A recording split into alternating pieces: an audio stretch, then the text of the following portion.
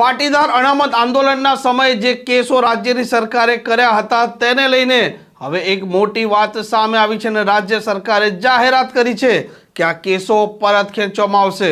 શું કહી રહ્યા છે ગૃહ રાજ્યમંત્રી હર્ષ સંઘવી અને પ્રવક્તા મંત્રી ઋષિકેશ પટેલ તે બંનેની વાત કરવી છે।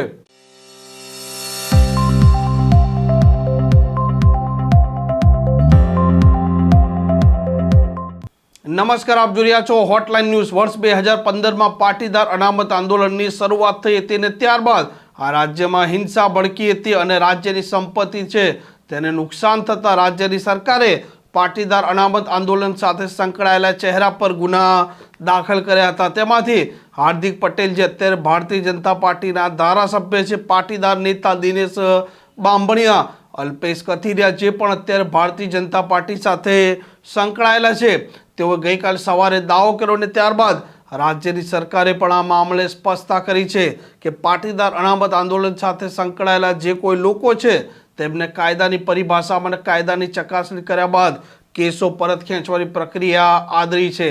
સૌથી પહેલા ગૃહ રાજ્યમંત્રી હર્ષ સંઘવીએ આ મામલે નિવેદન આપ્યું છે।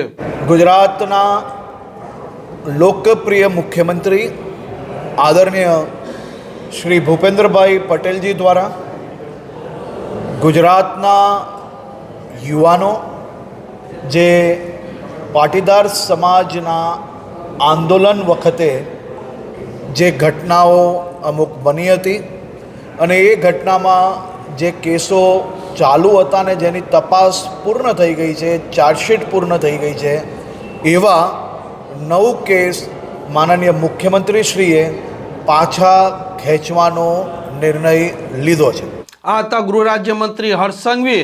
તેમણે આ પાટીદાર અનામત આંદોલન સાથે સંકળાયેલા કેસોને લઈને વાત કરી છે અને કાયદા મંત્રી, આરોગ્ય મંત્રી અને રાજ્ય સરકારના પ્રવક્તા મંત્રી ઋષિકેશ પટેલે પણ આંદોલન સમયે થયેલા જે કેસો છે ને તેની શું સ્થિતિ છે અને કેટલા કેસો અત્યારે ચાલુ છે ને તેની શું પ્રક્રિયા છે તેને લઈને પણ તેમણે વાત કરી છે। મારા ધ્યાનમાં છે ત્યાં સુધી વખતો વખત કેસો પાછા ખેંચાતા ગયા છે। હવે લગભગ 4 જેટલા જ કેસો બાકી છે। અચ્છા, કેસ ખેંચવામાં આટલો બધો સમય કેમ લાગ્યો? દરેક ન્યાયિક પ્રક્રિયા છે, એક વખત કેસ નોંધાય એમાંથી કેટલી કલમો લાગી છે, કેટલા કેસ પરત ખેંચાઈ શકે એવા છે, એ બધાની સમીક્ષા કર્યા પછી આ પ્રક્રિયાને સમય લાગ્યો છે। પરંતુ યોગ્ય રીતે ને ન્યાયિક રીતે આ કેસો જે પરત ખેંચવા જેવા હતા એ તમામ કેસો આપણે પરત ખેંચ્યા। સર, વિપક્ષનો એવો પણ આક્ષેપ રહ્યો છે કે રાજદ્રોહના જે કેસો હતા તો મોટાભાગના જે આરોપીઓ હતા તે ભાજપમાં જોડાઈ ગયા અને તેથી આ કેસો પાછા ખેંચવામાં આવ્યા છે। આક્ષેપ તો એ કરે જ છે, પરંતુ પાટીદાર આંદોલન દરમિયાન લાગણીથી અને ક્યાંક ને ક્યાંક જે ઉશ્કેરાટની અંદર જે કેસો અથવા તો જે પણ કોઈ ભાગતોડ થઈ હતી એ કોઈ પર્ટિક્યુલર હેતુસર નહોતી થઈ અને એના કારણે સરકારે સમીક્ષા કરી અને આ તમામ કેસો પાછો ખેંચવાનો નિર્ણય કર્યો હતો। અને જે વખતે આંદોલનકારીઓ સાથે વાત થઈ એટલે એમની પણ એક રજૂઆત હતી કે આ બધાએ લાગણીમાં આવી અને ક્યાંક નાની મોટી ભાગતોડ થઈ અને હકીકતમાં ઘણી વખતે આ કેસો દરમિયાન પણ યોગ્ય વ્યક્તિઓના નામ પણ નથી આવ્યા હોય એવું પણ માલુમ પડ્યું અને સમગ્ર ઘટનાઓની સમીક્ષા કરતાં માલુમ પડ્યું કે જે ન હોય એવા લોકોના પણ નામ આવી ગયા છે। એટલે ન્યાયનો મૂળભૂત પ્રિન્સિપલ છે કે એક ગુનેગારને સજા ચોક્કસ થાય પરંતુ એક નિર્દોષને સજા ના થાય એનું પણ ધ્યાન રાખ્યું છે। ઋષિકેશભાઈ, સમગ્ર મામલો કોર્ટમાં છે, સરકાર કેસ પાછા લઈ લે છે, પણ કોર્ટની અંદર જે પ્રોસેસ છે એનું શું? BNS ભારતીય ન્યાય સંહિતા 360 પ્રમાણે જે પણ કોઈ તમારું કહેવું એવું છે કે જે કેસોમાં ચાર્જશીટ થઈ છે તો 360 પ્રમાણે એ કેસો પરત ખેંચ્યા છે અને આગળની કાર્યવાહી હવે થશે। સાહેબ, વખતો વખત આવા આંદોલન થતા રહે છે। પહેલા પટેલ આંદોલન થયું, પછી ક્ષત્રિય સમાજનું પણ આંદોલન થયું। તમે યુવાઓને શું મેસેજ આપશો?